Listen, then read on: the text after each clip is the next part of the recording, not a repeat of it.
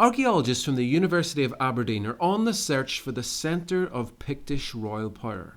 They've come to the hilltop where Rhynie Man was found, and another mysterious symbol stone has stood for 15 centuries. This standing stone here, the cross stain, which hopefully you can see that there's a salmon here and a Pictish beast as well. It's got big long legs here and the snout here and this little mane on the top here. And these symbol stones date to the 5th and 6th centuries AD, and we have this contemporary complex of monuments and enclosures round about the standing stone here. The symbol stone marks the entrance to a huge circular enclosure and confirms that it was built by the Picts. Could this be the seat of royal power that he's been searching for? So we're trying to uncover a bit more of this settlement this year, and so we've dug this very large trench, about 40 metres by 35 metres, to uncover more elements of the enclosure complex. Gordon has already found evidence that the circular enclosure was defined by a deep outer ditch and a defensive timber wall or palisade. Okay. Right, day 12 at Rhynie, a lovely summer's day. So we're down here looking at the palisade and post setting that defines the outer boundary of the fort here. So we're getting some really quite exciting architectural details down here, beginning to find evidence of actual planks and post settings here.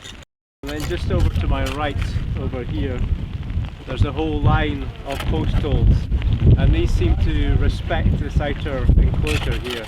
So we've got a big wooden plank based wall on the outside and then big posts on the inside, perhaps creating a raised platform, a raised walkway round the edge of the fort around here. Further excavation shows that the wall surrounding the fort was a massive 60 metres in diameter. The more substantial the outer rampart, the more likely that this was not so much a fort, but a royal palace. So when a second ring of post holes is discovered inside the first, it's big news. The reason this big wooden wall is important is because we know that in this period Pictish kings are closely tied to these fortified sites, and that seems to be one of the underpinnings of their rulership.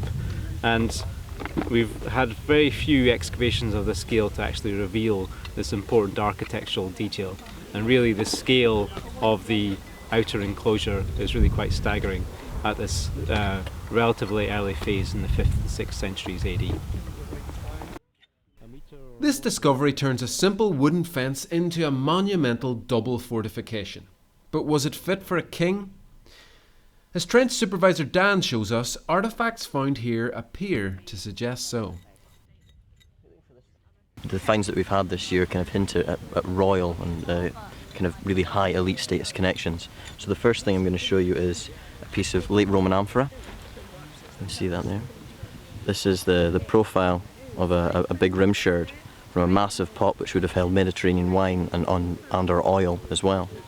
So evidence of you know, high status things going on here at Rhynie, you know, Mediterranean wine coming over a long distance. It's an astonishing thought. While the rest of Britain languished in the Dark Ages, up here in Rhynie the Picts were quaffing the finest imported Mediterranean wine. And what of the Rhynie Man himself, the famous symbol stone that helped point the way to this site? Could this pit near the entrance mark the spot where he once stood?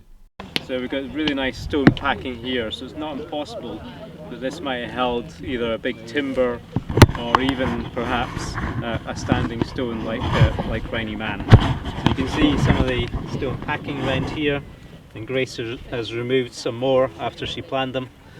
So we're just trying to work out what this feature might be, and it'd be great to think that this is where the Rhynie Man stood. Yeah. Enough to say I've dug the bit where Rhynie Man used to sit. That's right. So great excitement in this feature. So it's quite possible that this was indeed the royal palace of a mighty Pictish king, surrounded by massive fortifications under the watchful eye of the Rhynie Man.